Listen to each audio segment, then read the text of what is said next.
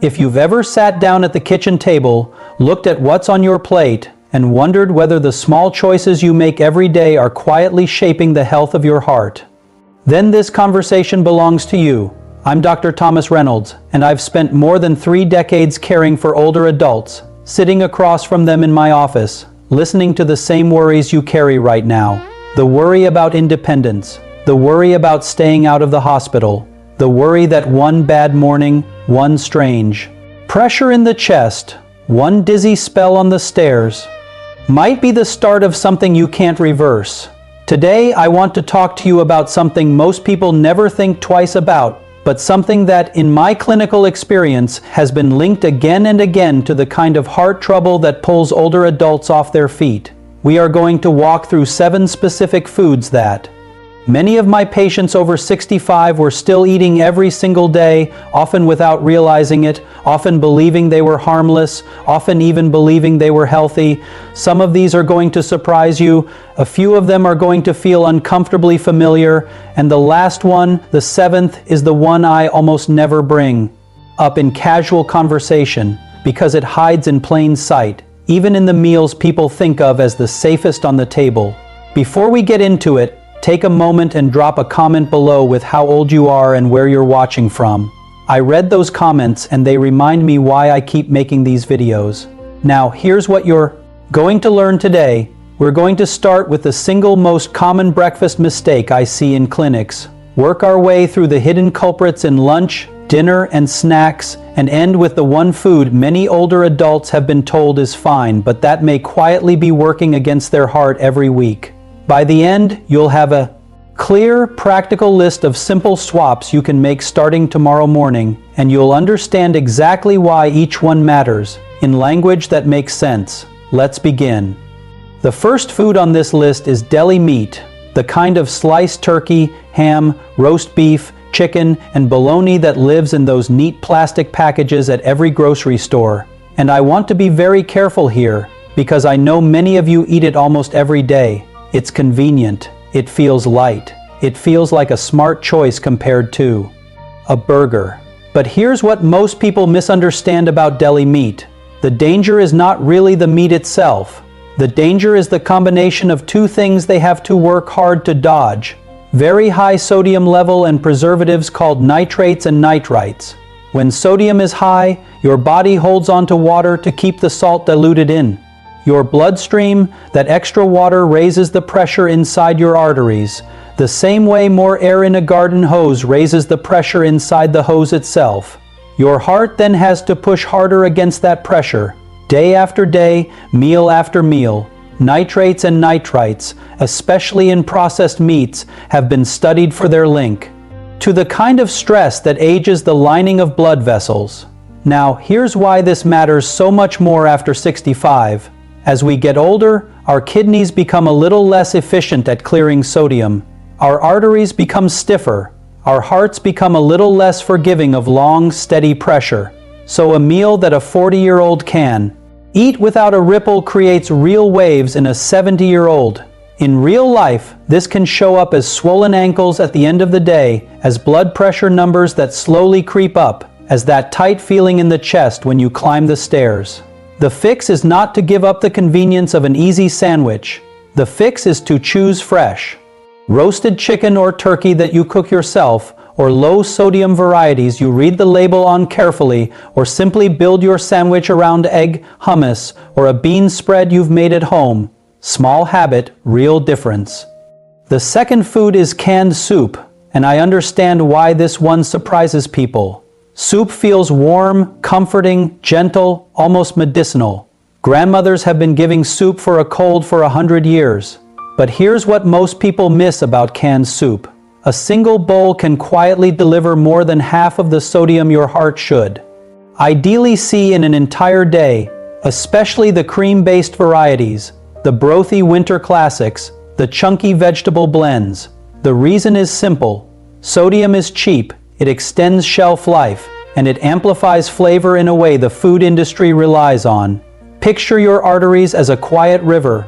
When you flood that river with salt at every meal, the banks rise, the current pushes harder, and the heart has to pump against a heavier load every single time. For older adults, that river is already narrower, the banks already stiffer. So a few cans of soup a week, taken over months and years, can be linked to rising blood pressure, to fluid that pools in the legs, to that shortness of breath you sometimes feel when you bend down to tie a shoe. The swap is wonderfully easy. Choose low sodium or no salt added canned soup and taste it before you add anything. Make your own simple soup once a week, with a slow cooker, with broth you control, with herbs like thyme, garlic, and a splash of lemon for flavor. Or choose a hearty bean and vegetable soup that fills you up without the silent salt load. The third food is white bread and the wider family of refined carbohydrates around it. The bagels, the dinner rolls, the soft sandwich loaves, the pancakes, the muffins, the pastries from the bakery counter. For decades, many of my patients believed these were simply part of a normal breakfast, a normal lunch. Bread has been on the table forever. But here's what we now understand about refined flour. When wheat is stripped down to its soft, white, powdery form, nearly all the fiber has been removed, and what remains is essentially sugar in disguise. Your body breaks it down almost as fast as a spoon of table sugar. Blood sugar climbs, insulin rises to manage the climb, and then blood sugar falls, sometimes sharply. Over time, those hills and valleys wear on the lining of your blood vessels. They feed inflammation. They feed the slow, sticky changes that make arteries narrower and less flexible. For a heart in its 70s or 80s, that is exactly the kind of stress it does not need. In daily life, you may notice this as energy crashes after meals, as that foggy feeling, as cravings that pull you back to the bread basket by 3 in the afternoon.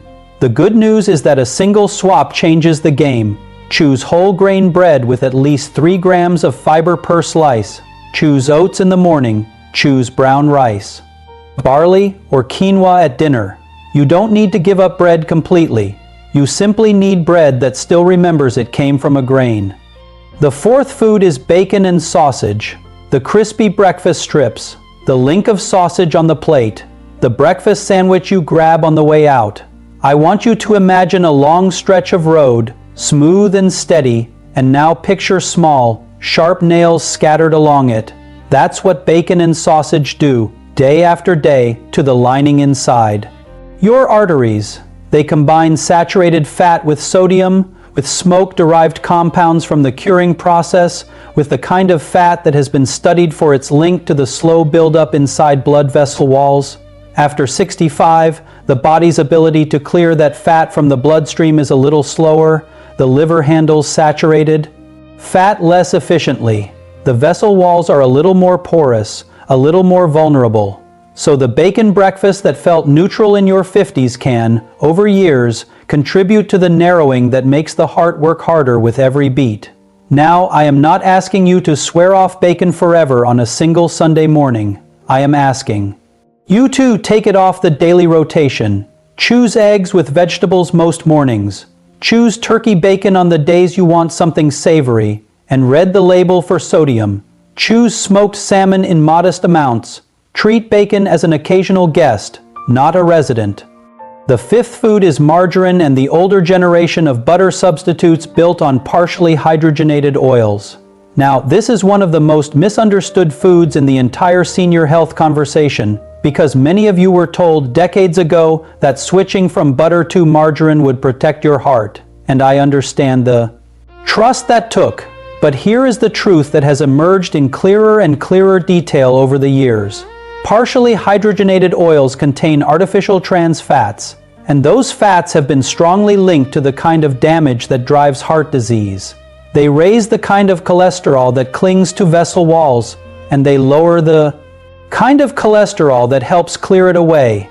Even small amounts, repeated over years, have been associated in study after study with a measurable increase in heart risk. Now, some modern margarines have removed these oils entirely. You have to read the label, but older generations of margarine, the ones many people still keep in the back of the fridge, often still contain them. The simple swap is to use real butter in moderation, a small pat, not a slab, or use olive oil when you can, especially on bread and vegetables.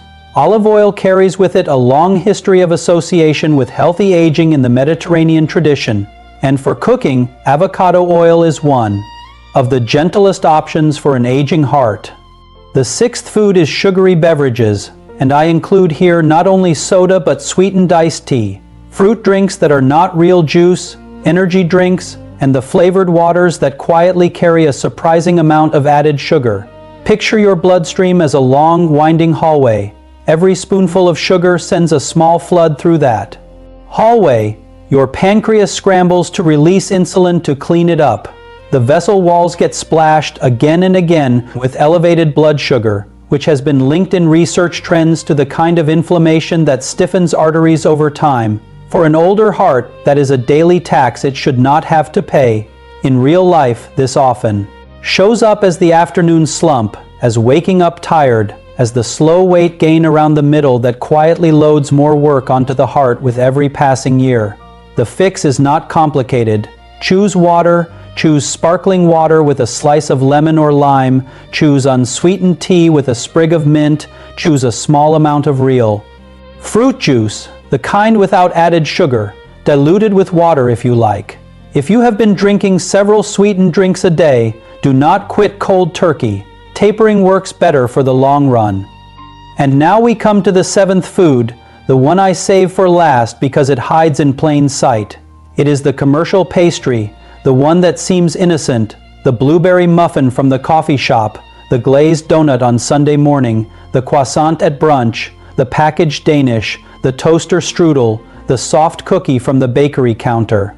Here is why this one matters so much. A single commercial pastry often combines three of the heart's quiet stressors into one tidy package: refined white flour, added sugar, and, depending on the recipe, remnants of the very trans fats we just talked about. So in one small, beautifully golden, perfectly shaped package, you receive sugar, salt, and the kind of fat that has been consistently linked to vessel damage. That is a triple load for a heart that should be receiving the opposite. Your heart has been working for you every second of every day, longer than many of the buildings in your town. It deserves meals that are kind to it. Begin by swapping the morning pastry. For a bowl of play notes topped with a handful of berries, a sprinkle of cinnamon, a small spoon of nut butter, choose a slice of whole grain toast with a thin layer of almond butter. Choose a piece of fresh fruit when you want something sweet.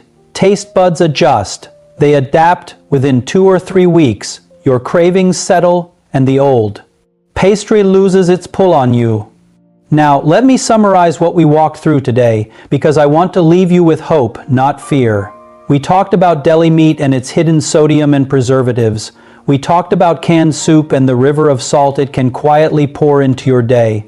We talked about refined bread and the sharp rises and falls of blood sugar that, where on vessel walls, we talked about bacon and sausage and the slow narrowing their fat can contribute to. We talked about the older stick margarines and the artificial trans fats inside them. We talked about sugary drinks and the silent flood they create in your bloodstream. And we talked about commercial pastries and the triple load of sugar, refined flour, and fat they pack into one small package. None of these swaps require dramatic willpower or a special diet. They require a simple shift, the kind you can make tomorrow morning, the kind your heart will feel in the weeks and months to come. In many older adults I have worked with, this kind of shift has been linked to steadier blood pressure, lighter mornings, easier steps, and a greater sense of control over their own health.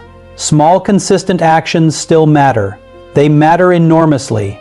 They are how independence is preserved, how stairs are still climbed, how grandkids are still lifted up, how memories are still made in the kitchen. They are how you stay the person you have always been, the one who shows up, who decides, who leads the day rather than being led by it. Your heart will not ask you to be perfect. It only asks you to be steady. Before we close, if this conversation helped you today, please consider subscribing to the channel and sharing this video with someone you love. There is a quiet power in an older adult making a small change and then passing that information on. Thank you for spending your time with me today. Keep asking questions, keep showing up for your own health, and I will see you in the next one.